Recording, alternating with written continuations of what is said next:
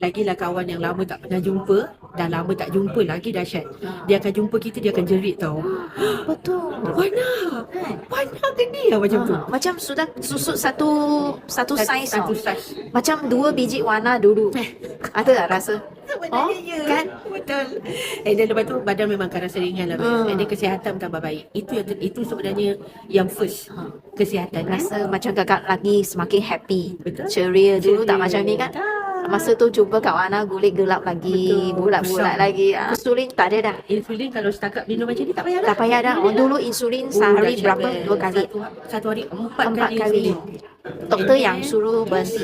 Doktor bukan suruh berhenti lah untuk main insulin, reduce. Banyak sangat Bel. Tapi kan yang bestnya I dah stop main ubat darah tinggi, I dah stop ubat kolesterol. Wah.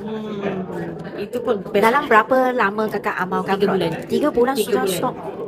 Tahun lepas Kak Wana join, Kak Wana mula consume on Jun. So bulan 6, 7, bulan 8, dalam akhir bulan 8 macam tu memang I dah stop main ubat darah tinggi, I dah stop ubat kolesterol. Doktor yang suruh stop. I minta doktor. Oh, doktor kata okey. Yes. Wah. Doktor kata you can try to stop, but your insulin tak boleh stop terus, just reduce lah. Tapi baik sangat. Tapi dengan syarat consistent the product dan kena disiplin. Jaga makan. Yes. Jaga makan. Kakak semua. ambil aloe sehari berapa banyak? Okey, aloe Kak Wana memang terus terang Kak Wana cakap paling minimum Kak Wana akan ambil 100 ml satu hari 3 kali. Okey. I ambil pagi, ambil tengah hari, ambil malam. Itu minimum tau. Kadang-kadang bila I rasa I haus kan, I akan letak ais sikit, I letak berry, ABT berry, I letak yang original, I shake, I minum. Oh, that one is the best juice. Kan? Omega berapa biji? Okay, kalau omega Kak Wana memang ambil konsisten 6. 6 biji sehari. Sehari. 2 pagi bangun tidur, 2 tengah hari I memang bawa dalam handbag, 2 lagi sebelum tidur. That one is minimum. Tapi kalau I rasa macam I terlalu penat ke apa, I akan ambil lebih. Tambah lagi. Lagi apa kakak ambil? Kak Wana ambil propolis. Berapa propolis biji? sangat penting. 2 biji sehari because I ada resedung.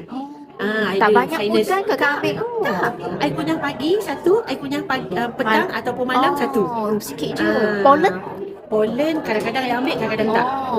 Tapi kalau 3 pun ni sama. wajib lah. 3 tu wajib. 3 tu wajib. And then absorbency. Berapa biji? Absorbency tu agak ambil 2 juga. Pagi 1, petang atau malam 1. Lagi? Lagi akak memang wajib madu. Madu wajib. Sebab akak tak boleh minum gula. So kalau akak nak minum kopi, I ambil kopi kosong, I pancut madu. Kalau I nak green tea pun sama.